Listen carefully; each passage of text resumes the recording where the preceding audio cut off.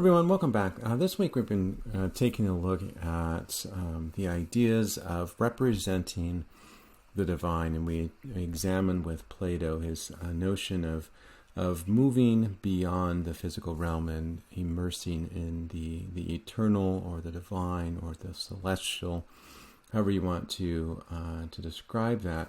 And he suggests that part of humanity's endeavor in this world is to be able to transcend our mortal selves and reach to the eternal realm.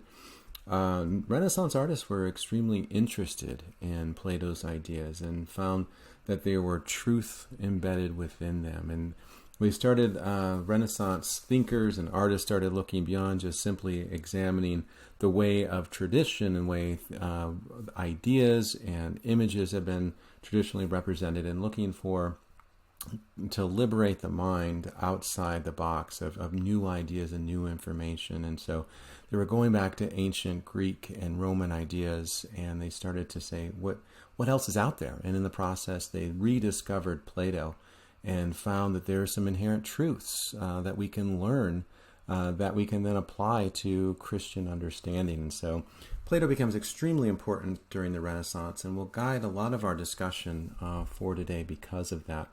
But we examined this week in our Zoom meeting, thinking about what the divine looks like. And I'm going to go through some of the images that you discussed just to give you kind of a brief synopsis and some ideas.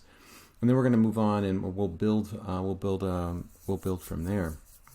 But as I mentioned during the Zoom, right, we see D&C section 76, and thus we saw the glory of the celestial, which excels in all things. Well, that's great. All right, that's describing the celestial, which is different from what we've seen and beyond description. It's not extremely helpful for an artist to be able to, right? How do you portray that?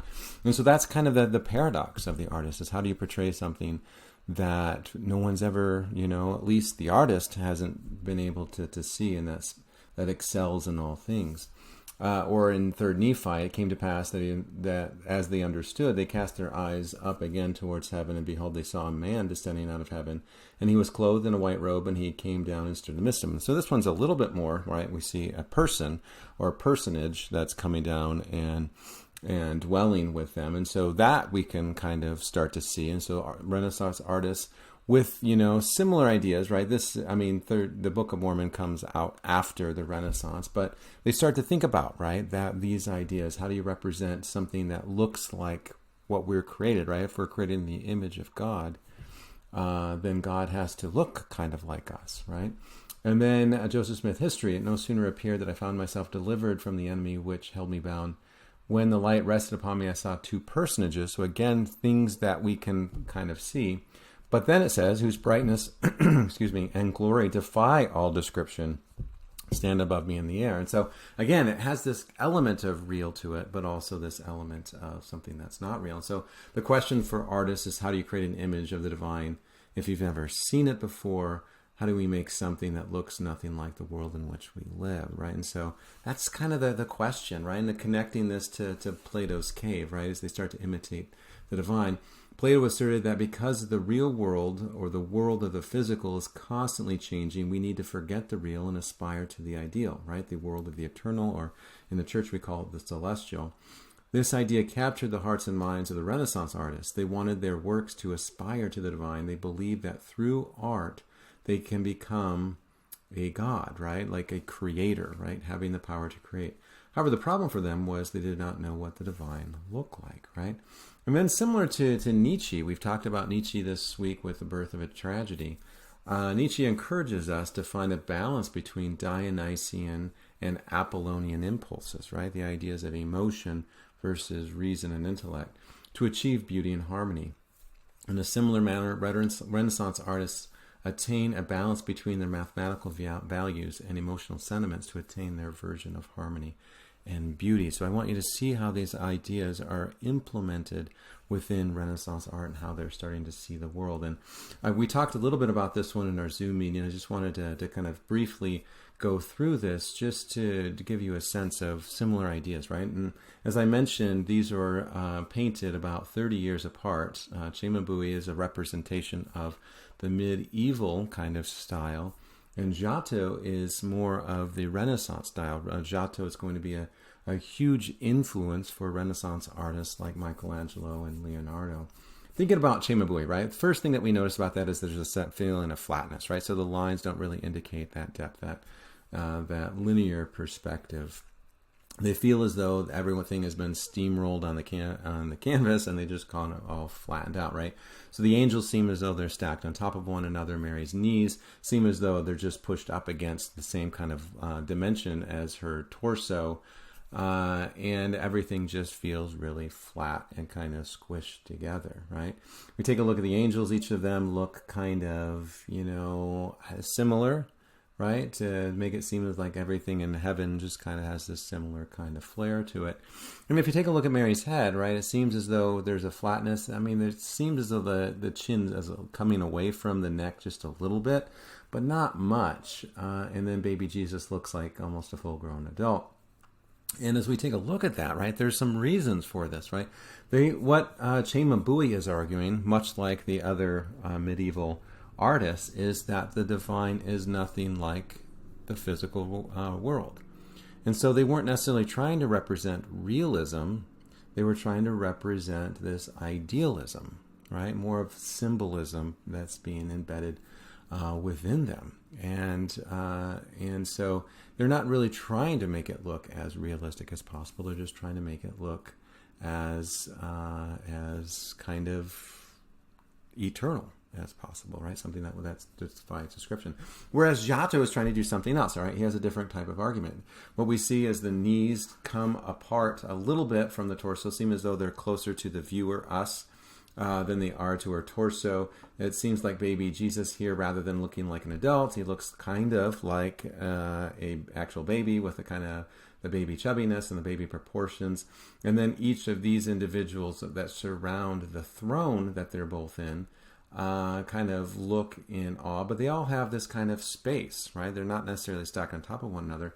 It seems as though they're actually behind the actual throne here, occupying their own kind of individual space within that. And each of them have kind of an individual look to it. And so Giotto argues, differently from Cimabue, that God created the world based on heaven, right? And so therefore the physical world that we live in actually is a good blueprint for it.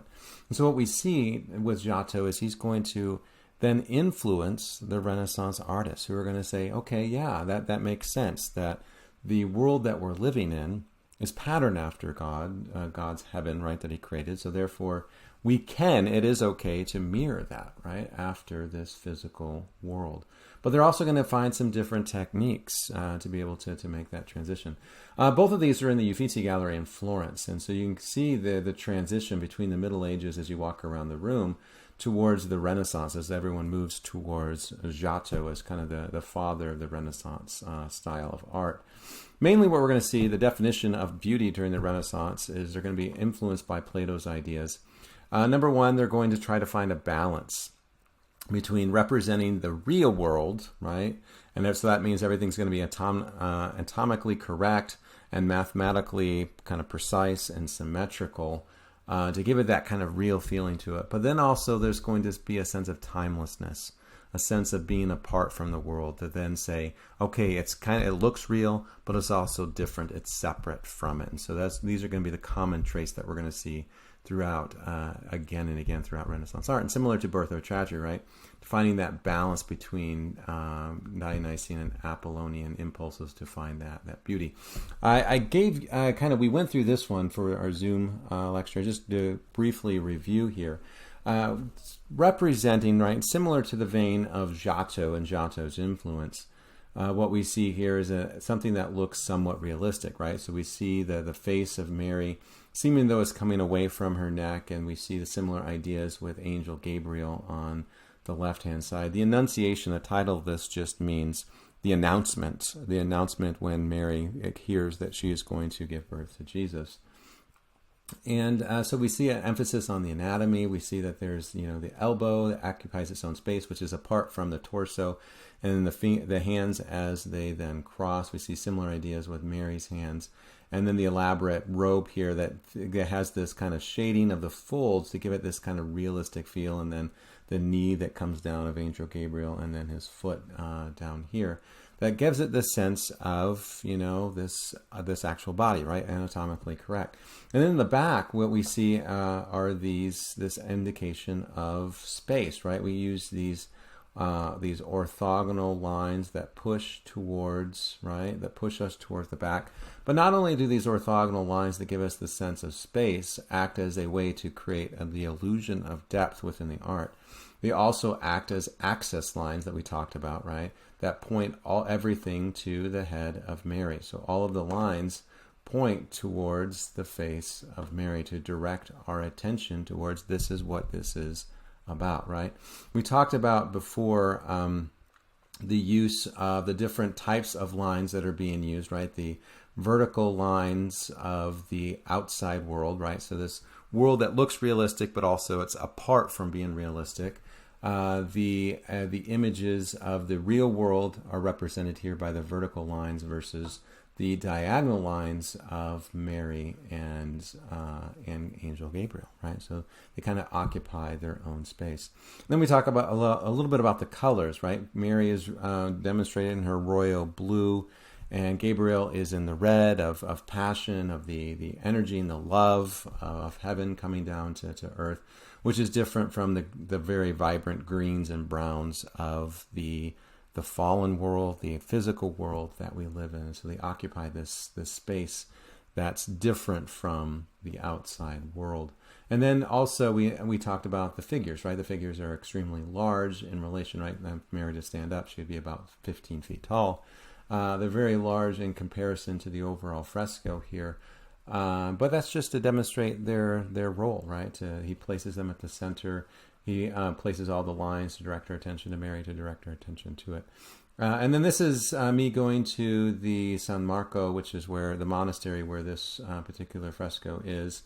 And then you stand in front of it. What this doesn't capture, and there's this kind of this guard. You can see they put a plastic guard around it to protect it from onlookers doing some type of nefarious actions. But what you don't get a sense is that there's a window over on this side over here shining down, and then there's gold leaf inlaid within Gabriel on his shirt here, on the wings that really glisten, and then also on the halo of both him and Mary. And then right off to the left here, as you go up the stairs, right? You go up the stairs and then you turn left. There's a security guard making sure that you don't do anything wrong to it. And here's the window that I was talking about. And as I turned the corner, I turned around, I noticed that the security guard was completely asleep. And I thought, I have to take a photo of that. Anyway, taking a look at the creation of Adam. Michelangelo is similarly interested in representing the divine, right? This divine moment of the creation, and does this as the centerpiece of his Sistine Chapel. And it's the Sistine Chapel, not the 16th Chapel, the Sistine Chapel. And what he does within this is he really represents the story of the creation. So here we have God separating light from darkness, the creation of the planets, the separation of water, and then the creation of man, the creation of woman, the fall of man, Adam and Eve, and then we have Noah building an ark, and then we have at the very end the drunkenness of Noah. And so really what he's arguing is center to this is the creation of humanity. And then he also argues how quickly we tend to fall, right? Due to our choice to move beyond the realm. But what he's arguing here is we need to, although that tends to be the human tendency, we need to move away from that and aspire towards the divine, right? So that's mainly the argument. What we see here, focusing on Michelangelo's work, is a focus on realism, right? The image shows the triumph of Giotto's imagery, right? These figures are meant to look realistic. They're meant to depict the biceps, the triceps, the traps, right? The abdomen, the pecs, right? He's trying to get all the muscles and even the collarbones, all of the bone structure accurate, to make it look realistic, and make it look as though the leg here is now moving away and is slightly closer as the leg kind of droops down here towards the feet, closer to us, right? So again, it's to indicate that sense of depth. And we see here the image of God reaching out towards Adam, and then he's surrounded by all of these angels, but he's closer to us than them, right? Indicating that emphasis on depth. Taking a look at the lines, right? Generally, notice the lines, how they indicate a sense of space in a manner similar to that of Giotto, right? But here, the main line that dominates this particular image is the horizontal line of God's and Adam's hands, right? This is the focus. These lines give us the feeling of being static. This is an eternal nature of the creation. It is timeless at this point, at least, and does not change until the fall, right? The background disrupts this horizontal line with a diagonal cliff that goes upwards, right? And this separates this idea of the world of Eden versus the rest of creation, right? It's a way to visualize a separateness between the real and the ideal, right? Adam's space is in the divine at this moment, right? He gets to momentarily partake of the divine as he is given the gift of life with this kind of finger touch. The colors are simple but vibrant. Adam has a glow to his body as though he's almost swallowed a light bulb, or a divine light is what it represents. There's very little shading because the light of God is present, giving the work a feeling of being uplifting and elevating move. It suggests that we can too, right, as humanity, reach out to the divine. It's within our grasp. The colors are fairly basic, though. They're not meant to be distracting. This is not a world of chaos, confusion. It's a world of simplicity and harmony, right? And so we see again the representation of colors with the reds here, the passion of the eternal realm, reaching out towards the divine. And then the physical world, right, is the world of the earth tones and the greens. The forms, these are meant to be perfect forms, right? The perfect forms of the real, and then they become ideal because they're perfected. Interestingly, though, Michelangelo mirrors the face of God with Adam. They have the same prominent forehead, the same cheekbones. They further have commonalities in the eyes and their expression. In fact, even their reach mirrors each other, right?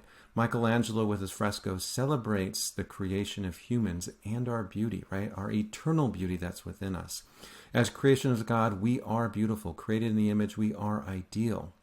Hence, Michelangelo depicts a world that is almost tangible, one that we can recognize, right, as he's trying to find that balance between the ideal and the physical world, that we can recognize with mountains and a peak in the background.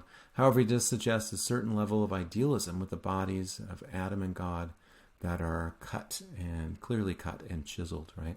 Notice the placement, right? Notice how Adam and God are dominating the image. They are at the center. They're central of importance. It's not of the birds and the trees. This is the creation of humanity. It is central to the creation of the universe, and so he puts it on full display. But again, the setting here is to take place at a time, right? It's a glimpse of the perfect world, which Michelangelo simply invites us to take a momentary peek to get a sense of. Let's take a look at this one also. I had you kind of think about. We're just kind of reviewing a little bit here. This comes from The Last Supper, and this one is a mural in Milan in Italy, and it's actually one of the most difficult museums to get into. This one has eluded me in my numerous trips to Europe, but maybe one day. It's just really hard to get tickets into it, and so it's not that I am bitter or anything. Anyway, what he's representing here is John 13, chapter 13, verses 21 to 26, and when Jesus had thus said, he was troubled in spirit and testified and said, "Verily, verily, I say unto you, that one of you shall betray me." Then the disciples looked on one another, doubting of whom he spake. Now there was one leaning on Jesus' bosom, one of his disciples whom Jesus loved. Simon Peter therefore beckoned to him that he should ask who it was of whom he spake. Then lying on Jesus' breast saith within, "Lord, who is it?"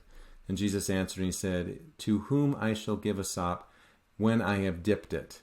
And when he dipped this up, he gave it to Judas Iscariot, the son of Simon. And so this is the moment that he's representing, the moment that Christ announces that one of them will betray them and betray him. And so what he's representing here is the moment that they're all shocked, right? They're all conversing with one another. Who can it be? And we see this kind of this outrage. Surely this cannot come to pass, or this is an outrage, or Lord, is it I?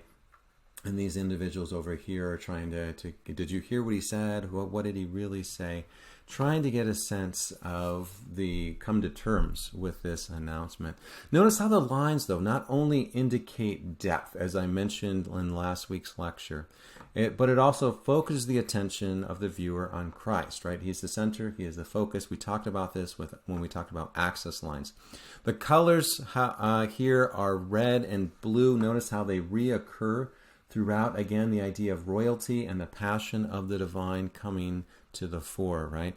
The emotion that Leonardo blends here is this, within this heavenly scene, is real emotion. Betrayal, outrage, doubt, uncertainty are all part of life, right? And they can interfere with divine occurrences, with divine experiences. Jesus stretches out his arm. And this one here is just an indication of Judas, who's kind of off in the shadows, clutching his 30 pieces of silver. And then we have John here, and then Peter, who's kind of off, kind of looking around saying, hey, go ask who's the one that's going to betray him. And then he's holding this knife here, which is to cut the supper or whatever as they're eating this Last Supper. But it also foreshadows that he's going to be the one that chops off the ear of the Roman as they come to gather Christ.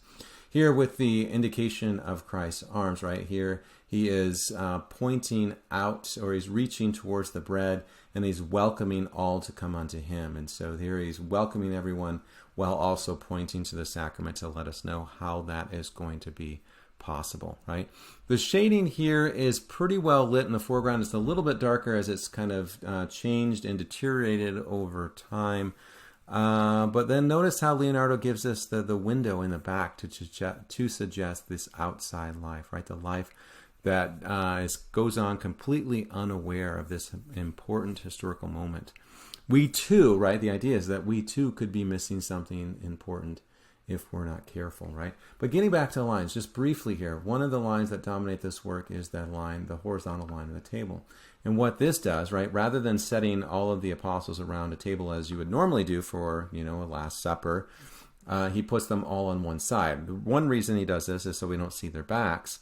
The other reason that he does this is the table then acts as a space to separate us, the viewer, from the divine moment that's happening here, right? So that we then just become this kind of viewer that can peek into this divine setting.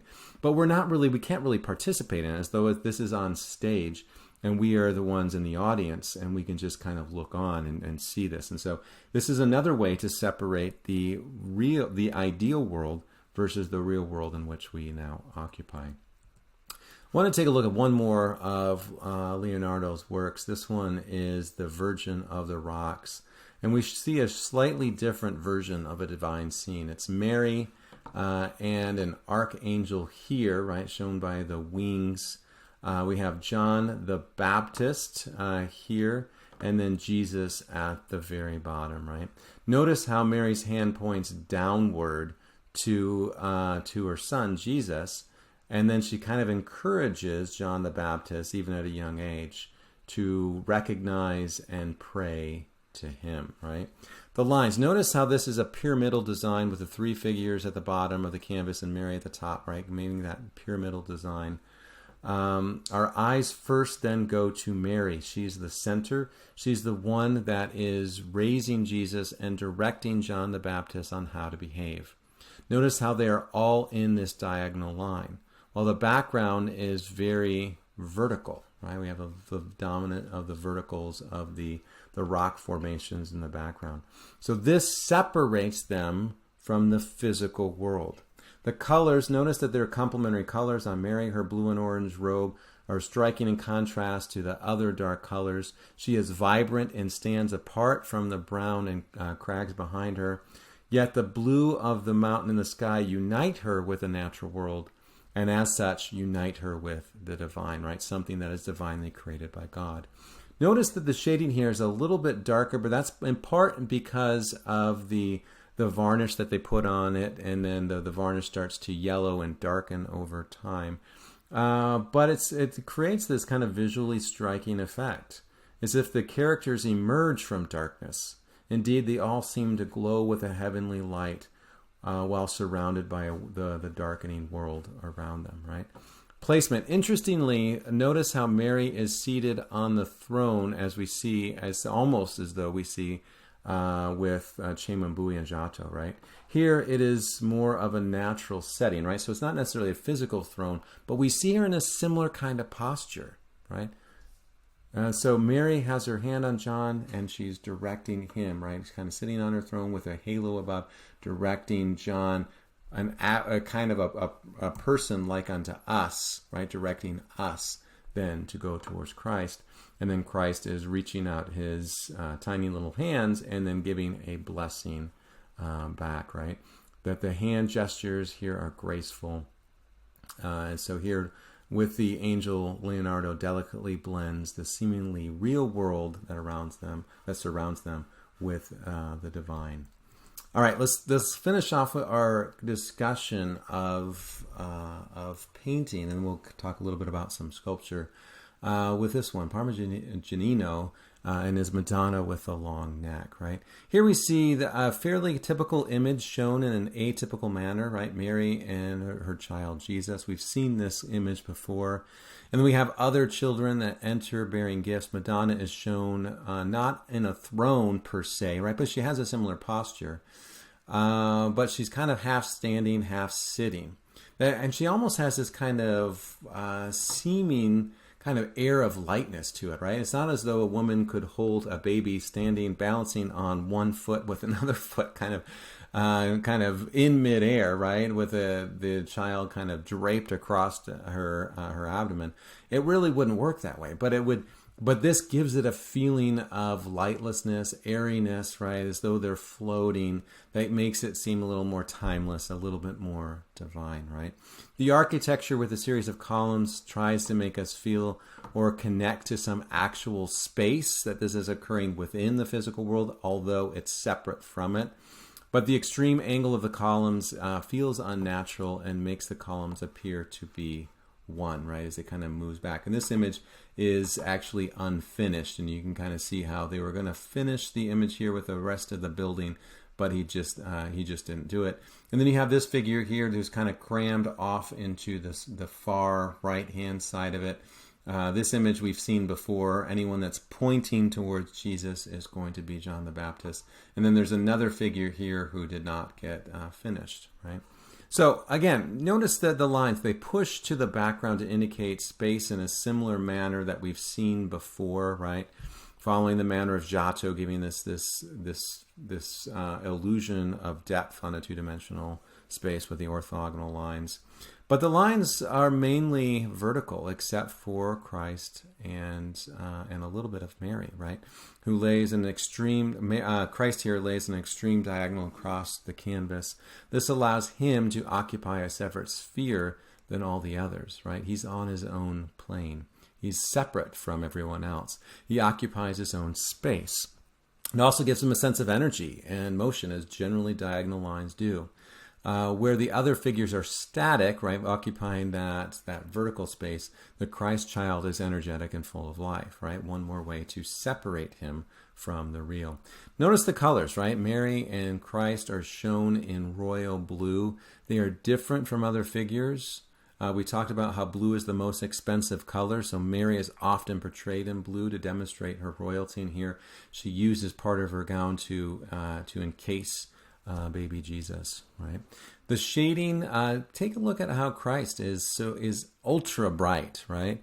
All the other figures are fairly white, right? Which was generally to demonstrate wealth and not working in the sun all day, right? The people that were working in the sun all day were tanned. But those that didn't, right? They were the ones that didn't have to work. were the ones that stayed inside, and generally, so whiteness or lightness was an indication of your level of wealth. It's a representation of royalty generally, right? At least traditionally. Yet Christ is almost luminescent. He has a light within. He has the light of Christ, right? So he's even brighter than the others. The figures have this graceful elegance with their long bodies and dramatic, slow gestures. Thinking about the actual forms, though, it's kind of interesting how these forms are moving a little bit away from other images that we've seen before. Mary's neck is somewhat too long, right? This is where the title comes in, Madonna with a long neck, almost unnaturally so long. Her head is too small for her body. Her hips are perhaps too wide, and her feet are way too small, particularly to hold a baby on one foot. The idea here is not to represent real anatomy, right? Parmigianino is trying to move away from that to an extent. This is an exaggeration to separate her from others. Although she occupies a space in the real world temporarily, her importance as the mother of Jesus makes her associated with the divine. So she too possesses characteristics slightly different from the rest. In this manner, we see a delicate blending of Cimabue's symbolism and Giotto's realism with their Madonna enthroned. It looks realistic, but pay careful attention to the figures, right? More careful consideration shows that they are indeed different from the real. They are part of the ideal. And notice how Christ here is much larger, right? He's almost as though, supposed to be a baby, but this baby looks like he's about 7 years old, right? So again, the idea here is he's taking up over half the image. Both Mary and baby Jesus are taking up over half the image to demonstrate their central role. Taking a look, this is just me standing next to it, just to give you a sense of its size. Sometimes I like to do that just to give you the context, because it's very difficult to know from a slide how large or small something is. So let's take a look at a couple of sculptures, just to kind of end our discussion with this.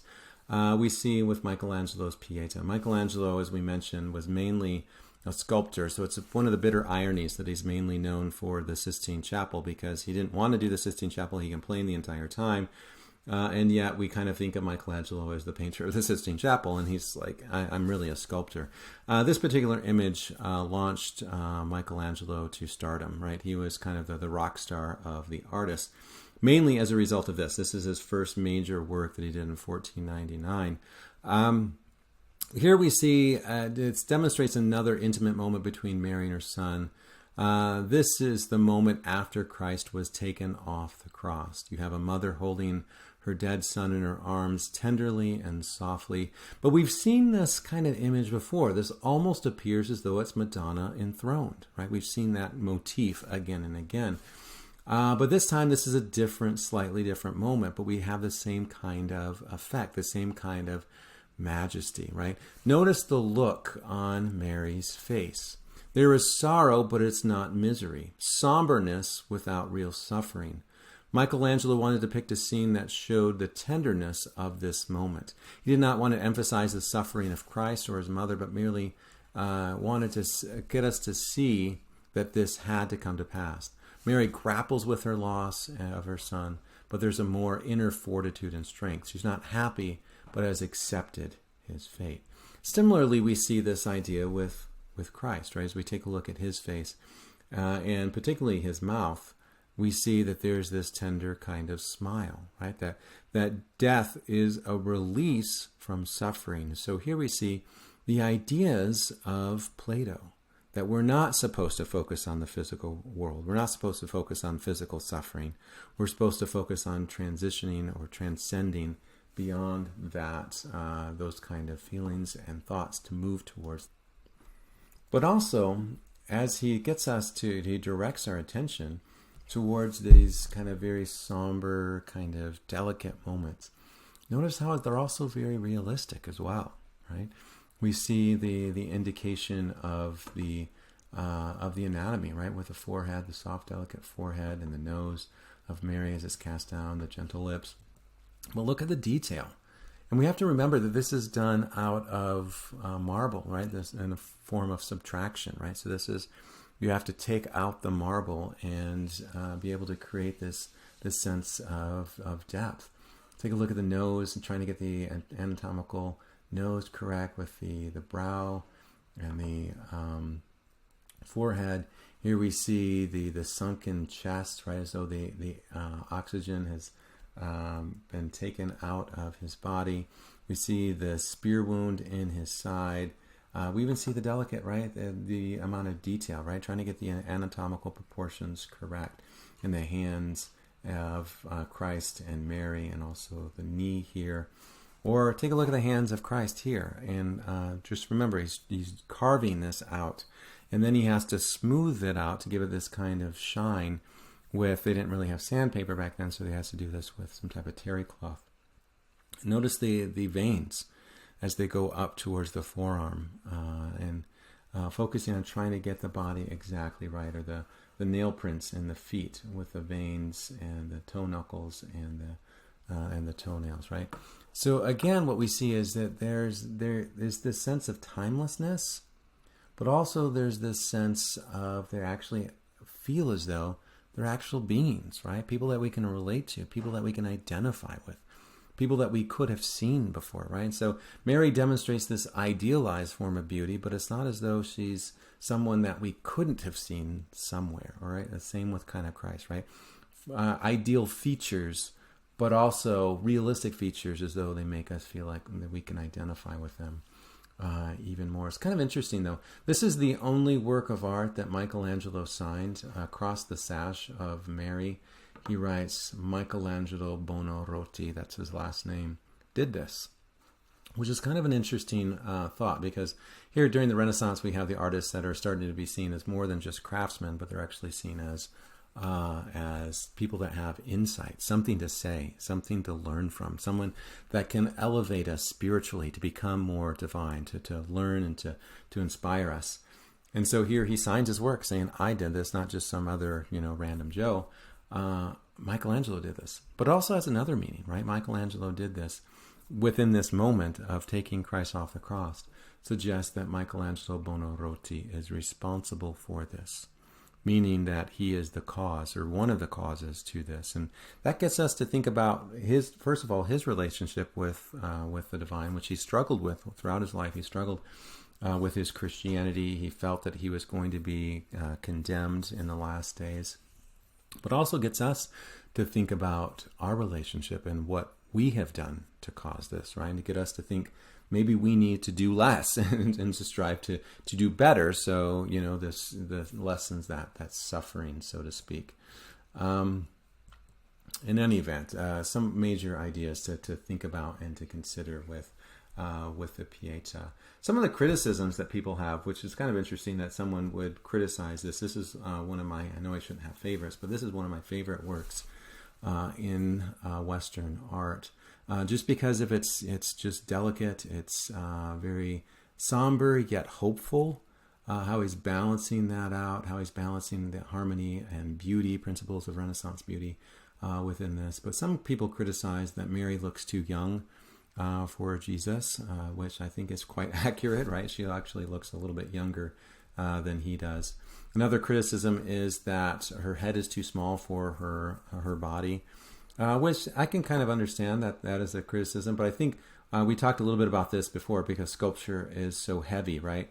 That we need to be careful about, or artists need to be careful on how they create this. And so maybe he was trying to think about the actual form of how a body of, a Christ is going to be able to actually be supported within this. If he actually took away more of the sculpture, he needed more substance to hold it in place. Another one is that Christ's body, if they were to lay someone dead across your lap like this, they wouldn't last on there very long. They would fall off, right? Without any support from the bottom half of the body would just kind of slide off the lap. And so they suggest it's kind of unnatural, which gives it, again, that kind of eternal feeling as though there's this kind of lightness or airiness. And the other criticism is that her drapery is too elaborate, right? This dress here, if she was to stand up, she'd have to be like 15 feet tall in order to fill it out. But I would kind of push back against this. I would say maybe that's not her dress. Maybe that's actually the linen that they're going to wrap them in, right? And for the entombment. And so I would say maybe that's what it is. Anyway, some thoughts to think about for this one.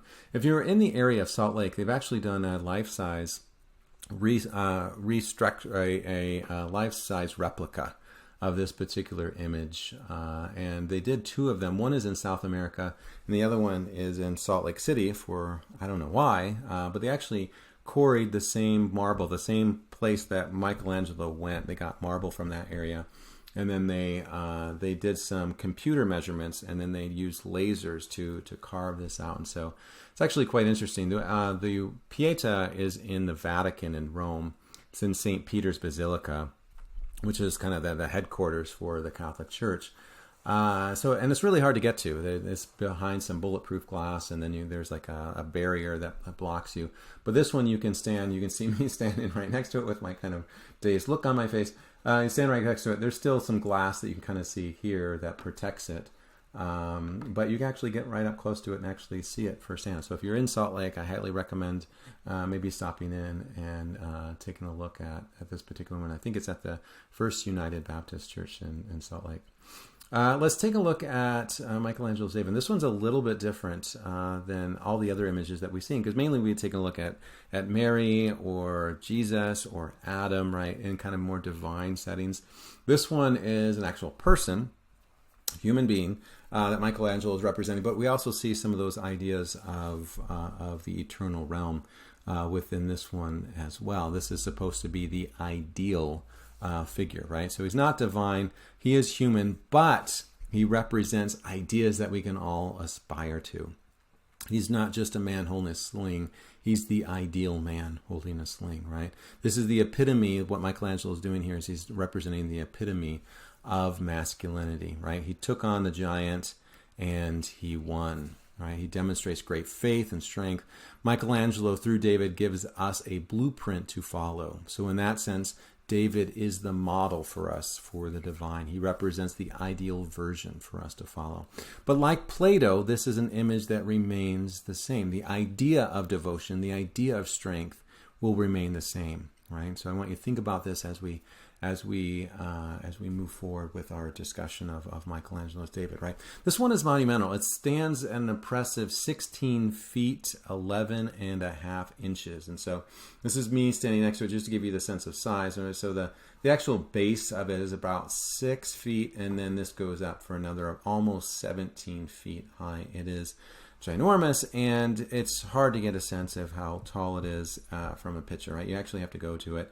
I actually love taking students to Florence to go to the Academy of Art, where this one currently is, and see their mousetrap as they enter the room. They kind of all enter the same way. You enter into the building, and then you turn the corner, and all of a sudden you see Michelangelo's David, and everyone's mouth just drops, right? Because it's just overwhelming. But this is me just kind of walking around. You can see the emphasis on anatomy. So notice the tendon in the back of the knee. Notice the kneecap, right? So the focus is on how to represent an ideal form. And the ideal form is going to look realistic, right? Something that, of the body, right? Going to have the anatomy. It's going to have the abdomen, the pecs, right? We're going to see the veins going up the arm into the elbow. We can see the biceps and the triceps. We can see the quads. We can see the calf back here. We can see the glutes. I'm going to keep going around. You can see the sling on his back. So they have this, the light that shines in. Sometimes it's hard to see depending on what time of day it is. But anyway, you see the sling on the back in order to demonstrate his faith, right? This is the moment before he takes action and slays Goliath, right? But the idea here, right? What's the idea? David here stands alone. He's occupying a sphere unto himself. Like other images of the divine, we are mortals and can only look up and admire his grace and his strength, his determination and faith as he steps onto the battlefield. Here you can kind of criticize that he is not wearing any clothes, but that's to demonstrate that he is armed only with the armor of God, right? Just a couple of close-up images to focus on the amount of detail that Michelangelo gives. And here we see the stare as he looks off at his opponent, Goliath, with his intense stare, and victory is secure. And so what we see here is an emphasis on not only realism, right, the realistic anatomy of David, but also the idealism of what we are to do, right? Something that's worthy of admiration, something that is extraordinary, something that transcends normal qualities is what's being represented. And if we can emulate that, then we too can aspire to become more like the divine. So anyway, and just to kind of sum up some ideas that we've been thinking about is, how do you represent the divine, right? How can you take something that has, that's beyond description and put that in an image? And this is what artists are struggling with. And this is what the Renaissance does. This is their answer to that. Other eras, other artists are going to come up with their own answer. It's going to be a little bit different. But the Renaissance is going to be the standard. They're going to cast a large shadow that artists are still standing in, right? They're still standing in the shadow of the Renaissance to this day. And what they do, whether they do something similar to Renaissance or they do something exact opposite of the Renaissance, they're still reacting to these ideals that the Renaissance establishes. And so this is why I wanted to focus on the Renaissance this week to apply the principles that we've been taking a look at with the visual arts to something more specific, with the Renaissance becoming the standard in how to represent the real and the ideal.